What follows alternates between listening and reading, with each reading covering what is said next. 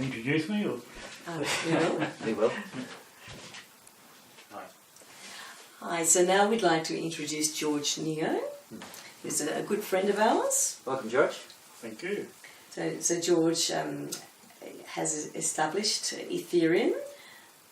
Well, it's under it's under some construction. Under, establishment. Yeah, people will come and go, but it's the idea is that It's a work in progress. yeah, the idea is that it's it's land that we purchased about 10 years ago, and we didn't even know about ringing cedars back then. But I've been inspired by lots of other material going right back more than 30 years, talking about the blueprint for humanity and how civilization can live. And some of the early material was telling us that the blueprint for humanity is to respect your fellow human being and your environment, and that that model it needs a lot of intention, a lot of work, right? Don't make the assumption that intentional community is somewhere that you go and you meditate for 4 hours, and when the dinner bell rings, you go and have dinner. you have to put a lot of work into it. Yes. Yeah, there's a lot of intention of the entire group working together to provide a collective energy, because it's the collective that has the power. So George, can you tell our viewers a little bit about the economic model? Yeah. And the other very strong influence, there was a number of others, but the other very strong influence is the Conversations with God book series, and particularly book number 3. It describes how highly evolved beings organise their societies. And it's pretty much the same model as the earlier one that I encountered, and it pretty well matches the model brought out by the Ringing Cedars, and talking about how humans are supposed to live in collectives, in clusters, where they can all contribute to the whole. We're not meant to be isolated in a big city, are we? We're meant to the problem work with is each other. suburbia is a divide and conquer model, right? And the nuclear family, Yes. I could honestly say, is a bit of a disaster. Right? Sure. The I think that's true, because it takes a village to raise a child. That's right. Yeah, But we are social beings, and we need each other. People need other people. We're very much, Yeah, in the Conversations with God model, it talks about that children are supposed to be raised by the entire village, and the reason is the young and strong children either bear the children are not yet mature enough to raise them. Right, it's like children raising children. right. It's giving the elders the highest honour by asking them to raise the children, while the child bearers are busily enjoying themselves, not just frivolously. They're being very creative, and they're creating a community which is very powerful. The elders are the wise ones, sort of thing, but they're the highest job that they are given is to raise the children. That makes sense to me. In Russia, grandparents are revered and very important. They have to be. And I know I was raised not just by my mother, but by my grandmother, and I was certainly raised in Russian culture, and certainly throughout Russian literature was as well. The grandparents are a very big feature, prominent in the Russian culture, and it's interesting that this model that of an intentional community that we're talking about involves people of all ages, perhaps contributing to the upbringing of the children. Yeah, well, a society that rejects its elders is a society that's doomed, just like the other way around. A society that rejects its children is also doomed. It has to be a collective whole. And we've had lots of verifications on that. One of the significant ones was in a movie called The Mind-Body Connection, and the first thing it said oh, we've discovered that there's a mind and body connection. I'm going, what? We've known about that ever since... Established fact. Yeah, that's right. And then it gave me a surprise. It said there's a town in the US where there were no chronic diseases, right? And they couldn't work out why. And so they sent in a team of researchers. They're trying to find out why this particular town had no chronic diseases. And there was a lot of Italian influence, but they found that a lot of these Italian people were living in large houses with multiple families, aunties, uncles, grandparents, children, mums and dads and all that. And so you had a collective, you had a community collective, similar to the model of collectives which contribute to the whole, And over time, though, that town adopted the suburban model, and then the chronic diseases started to go up. Right. I like collectives. I'm not going to go into that right now, but that's another collectives. There's all kinds of collectives. Yeah, and Conversation with God goes into a lot of detail about we've disassembled our families, our clans, and we've created these huge mega cities. And in a big city, you can be surrounded by millions of people, but you don't know anybody. But you're isolated. You're almost, you feel like you're isolated. non-existent. Yeah. And because it's a divide and conquer model, then everybody's under huge pressure to pay separate services, separate rates, separate utilities, all this sort of thing. And you're not really responsible for the power you're using because it comes from another... the government takes care of everything. Well, the utility companies, or whoever.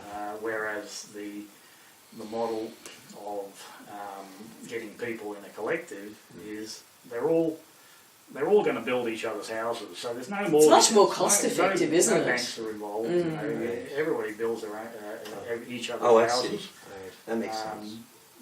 The children are raised by the collective. You can have your on-site schools and all this sort of thing. Anyway, we had a lot of this in our consciousness, and we did our purchase based on a lot of research and a lot of travelling, and it went further and further north, and we love the tablelands area. The temperature extremes are far less up here. So this is your land you're in is in the New England area? Well, yeah. New England New South area, Wales. New South Wales in Australia. It became a much more suitable site for what we were trying to do, and we're inviting others to participate. We only discovered the ringing cedars 6 months into purchasing the land, and we thought, oh, yeah, what a great model! It gives you the best of both worlds. With the ringing cedars model, you have the westernised mind likes to be individual, right? And in your own domain, which might be a hectare or might be 2 or 3, whatever, you can be as individual as you like in creating your space of love, creating your domain, sort of thing. But you're still part of a collective. It's an interdependent model. And that's also very strong in the Conversations with God material. So is there community land plus individual land? Well, you can set it up that way, yeah.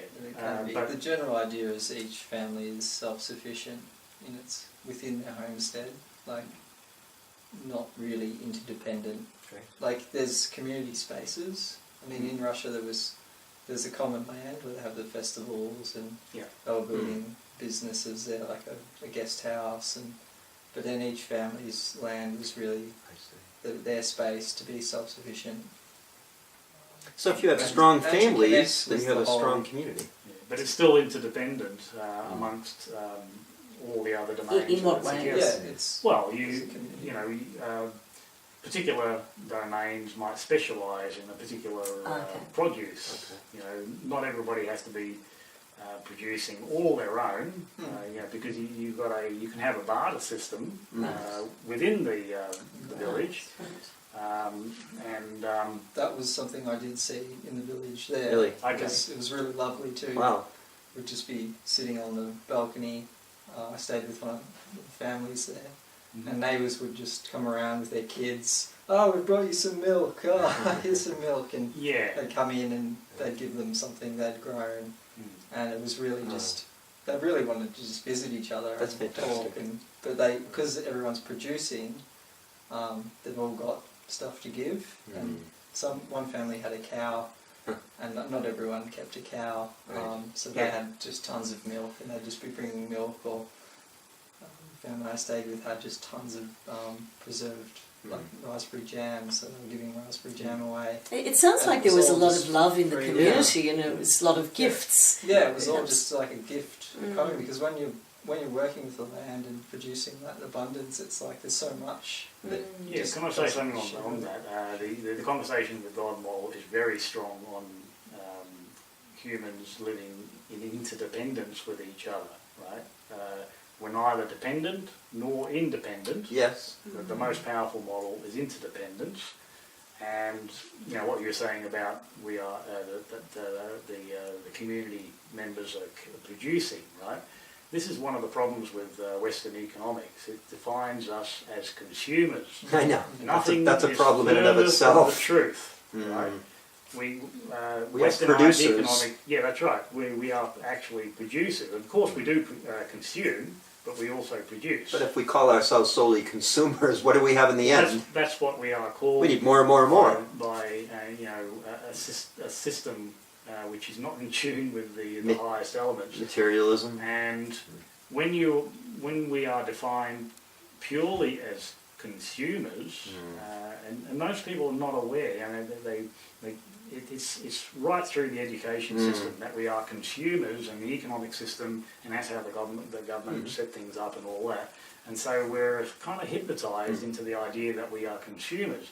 And if we're just consumers, then obviously we need to be controlled. Well, we're also labor. We are laborers. We are a human resource. Yeah. We hear that we have human resource departments because we are just a resource. We have each person has a certain talent, and that makes us. We have a dollar value to a corporation or to a government, and Yeah, but we are producers. In which case, in reality, if you're just purely a consumer, then everybody is defined as being greedy and they wants everything for themselves. Nothing could be further from the truth, and that's also very strong in conversations with God, that humans are actually very loving, interdependent creatures, right? The definition that we are greedy and selfish is not true. And if it's in your consciousness, you need to get it out. we need to change our thinking drastically. And well, the consequence of that sort of thinking is that we are competing for resources, and there's no need for the competition. When you compete with resources, you're making a statement to the universe that there is not enough. a lack of deprivation. And that creates a scenario where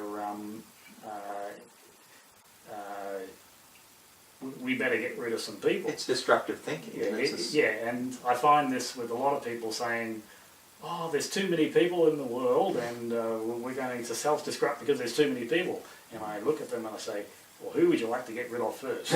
Right. And that usually diffuses that situation, right? I've seen that as well. And they come back down to earth. Well, maybe we can learn to live together. Of course we can. We've got to be producers and not consumers. And I love So that, we're all the just idea that we are consumers. producers and creators. We are creators. It gives us, We are the most creators. Our One of power. the most powerful forces in the universe, because we are divine energy, and we've forgotten that. We are creators. We are created beings. I mean, Yeah, that's right. essentially, Yeah. And we need to step into our power. yes. And that creates the idea of abundance, that we are producers, and so there is enough for everyone. There is no need for this population control stuff. In fact, even you could extrapolate that to what's happening on Earth now. The population is stabilising as we become more and more educated, and the population will naturally drop. It does not need to be controlled. No. Yeah, the ladies are only having 2 and a bit babies these days instead of 8, 9, 10. And that's changed. That's throughout nearly every religion and nearly every culture. Well, that's certainly good news for the world, isn't it? Well, I mean, we always talk about, we're always talking about the global issues and social issues on this show, and I took a brief tour, surfed the internet, and I found so many great solutions that people, individuals, and organizations have been coming up with, and just the idea of desalinization being perfected, and ways of dealing with flooding, and free energy devices that have been coming to light, and cryptocurrency, digital assets. I mean, all sorts of allocation of resources, and these intentional communities and eco-villages, self-sustainable communities are popping up all over the world. So I certainly don't, I mean, we want to focus on solutions, not on the problems. I mean, when you focus on the problem, you're getting stuck in the problem, and we need to get out of the problem. Yeah, they've made, for example, carbon a culprit. Right? Now, hang on a sec. Carbon is essential to life, and if you really want to do away with carbon, well, doing away with ourselves. Permaculture will put it back in the soil, so don't worry so much. And besides, termites probably produce more carbon than humans, and you're not going to stop them. And you're going to be suicide for the planet to kill all the termites. Aren't we carbon-based beings as well? Yeah, but termites recycle the timber in the forest and all this, and they produce carbon, and it's essential to life because the plants use it for food, right? And so from what I've seen, they've noticed that over time, as the carbon has gone up, there's no doubt it has gone up. The planet seems to be getting greener from the satellites. It's because there's more food for the plants, right? It doesn't necessarily produce global warming because clouds are water vapor is a far stronger greenhouse gas than carbon dioxide. Carbon dioxide is a tiny little bit, but why is this situation happening? Why have we got this great paranoia about carbon dioxide? Well, part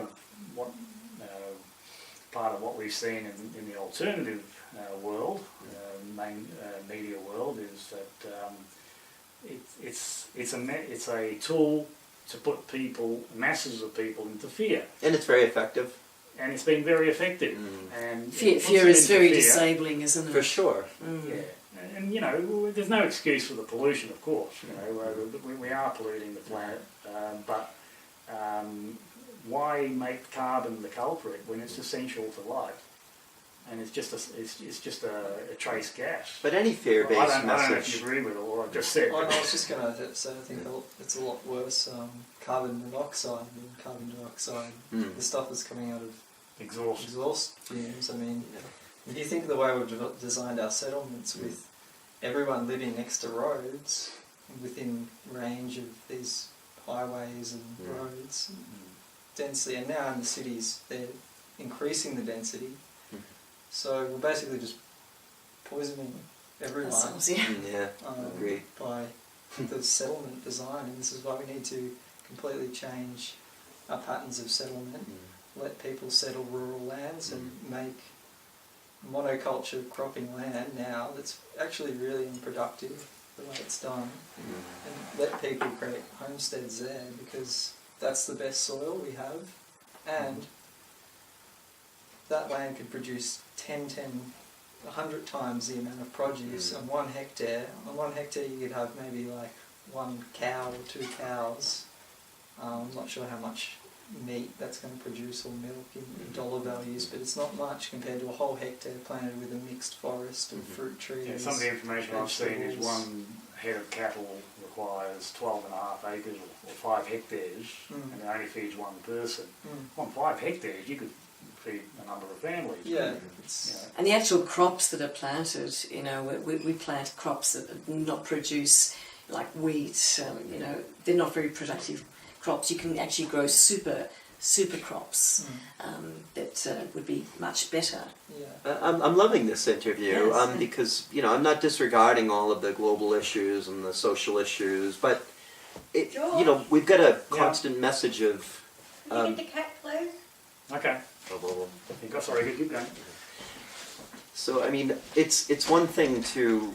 We want to be aware of these global issues and these social issues, but we don't want to be so bogged down by the fear-based messages that are continually being pumped out by the media streams, and even in Australia and alternative media, that we feel defeated by it. And this feels inspiring. I mean, I really like this. This is making me feel like, you know, we're focusing on solutions and things that we can do as opposed to what we can't do. You know, because far too often when we bring up issues, people say, "I know there's nothing we can do. What can I do?" You know, and that's not helpful. to be just blatantly honest, I mean, I know there's a lot going on in the world. I certainly feel it when I see it, and but we can do a lot, as we've seen and as we've heard here. As individuals, we're very powerful, very creative, and certainly making me wanting to live in a community like the Anastasia sort of Ringing Cedars model. It sounds like a really lovely model. So. Yeah, I mean, one of the interesting bit of statistics that we worked out with it in Australia, you know, when we mentioned the idea of perhaps depopulating the cities, people go into fear and they say, "Oh no, where are you going to put all those people?" But if you do some calculations, Australia is approximately 2,000 by 3,000 kilometres. So you're talking about 6 million square kilometres. We have a huge amount of land. We certainly do. There's a huge amount of land in Russia too, right? So it's about 6 million square kilometres. It's actually about 7 million square kilometres, and let's assume that there's about 7 million families in Australia, and so each family, if you spread them out evenly across Australia, each family could have a whole 1 kilometre by 1 kilometre. Really? Well, if you calculate that, you have to take the desert 7 out, I million guess, but families divided into hang on, am I getting this right? 2,000 by 3,000 into 6 million square, 7 million, it's approximately 7 million square kilometres. Yeah, that's correct. 7 million families divided into 7 million square kilometres is 1 kilometre square for each family. That's a huge amount of land. It's probably too much to manage for them. Yeah, or if you turn the figures the other way around, we only need 1% of the land. If you gave every family 1 hectare of land, you only need 1% of the land in Australia to do that model. Yeah, there's more than enough land. It's just and somebody told us earlier on that the majority of Australia is arable, fertile. It's the statistic I read fairly recently. It was 420 million hectares of arable land in Australia. 420 million. So if you give each family 1 hectare, and 1 hectare could provide for maybe a family of maybe up to 6 people, maybe even 8 if it's cultivated well. You know, that's like it's a lot of land for, you know. But at the current times, the way things are planned out, it will not allow land to be used for that purpose. It has to be 100 hectares of farming land, 40 hectares or 200 hectares, and just you know 1 crop in there, which is really wasteful and destructive too, because the farming techniques used today, if people don't know, really unsustainable. Because I mean, not only are they growing 1 crop, which half the time, like for instance cotton, as I was driving up here, I went through, it was fields and fields of cotton. All that cotton's going to somewhere, another country. A lot of the crops aren't even staying here, they're just being sold. Right. So it's not, I mean, this is part of the economic model of the world, this gross domestic product model, which is really flawed and part of the economic problem or model that doesn't work. Because how much a country produces and sells to another country isn't sustainable, because we need to really be giving land to people and letting them live sustainably.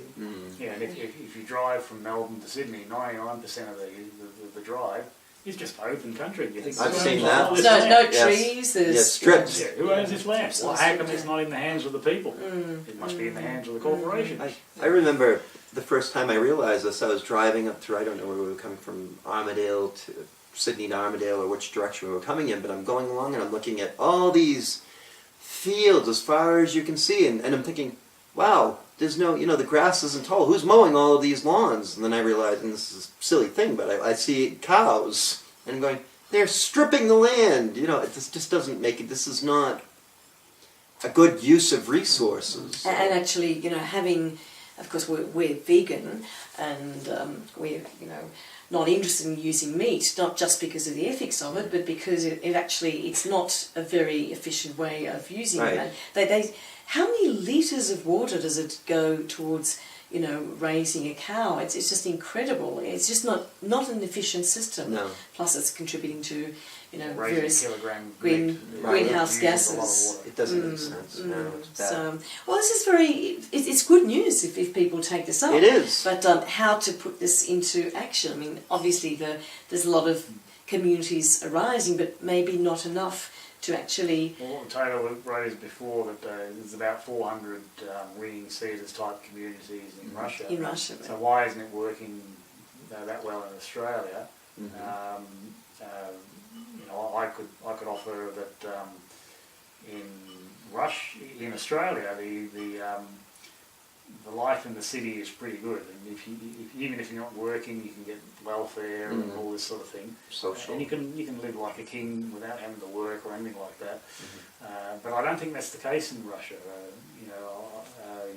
You probably know better than I would, because I haven't been there, sort of thing. I didn't spend much time in any cities, and I think they have some kind of welfare payment, but it's not as much as it is in Australia. I kind of see welfare now as, it's sort of necessary, but at the same time, it's disempowering. It's very disempowering, because I've worked with people that have been on unemployment welfare payments for a long time, here. and they, I've been on it myself for not a really long time, but a couple of years, and it slowly you start to just kind of go... Lose your motivation and ambition, maybe. Whereas if someone gave me a piece of land, maybe not everyone would know what to do with it, but I would just be happy to that instead of paying me money. Just give me some land. And of course, one way of influencing the population to do this is to actually give them knowledge, and this sort of how to grow crops is not something that's taught in our usual sort of school structure. Of course, it's taught in things like perhaps Steiner schools, but we're not teaching... General academic requirements. We're not teaching our children how to... Practical life things. skills. Yeah, definitely. We probably should be. Yeah, when I got out of school, that's when I really started learning and discovering things. After school. I can agree with that. What was all that rubbish? I just wasted 12 years. You might have heard of Koa, who's done some lectures on video, and he says, 100 years ago, about 90% of the population knew how to plant seeds. Today, it's only less than 10% know how to plant seeds. But we've got math, physics, history, various Yeah, it's very, it's sort of, it all supports this... the current paradigm, and this idea and this specialisation of people's knowledge to really put us out of our hearts and our bodies and our feeling sense. And that's something that reading Cedars really brings you back to that feeling of nature and this connection with nature. If you follow that, that's a really good thing. Like another name that it's been called a few things. This idea of a 1 hectare home for a family. One of it's a kin's domain in earlier translations, and more recently it's a family homestead. And the other term is a space of love. And the space of love, the reason for those words is it is really about that connection and love you have for your garden, for your plants.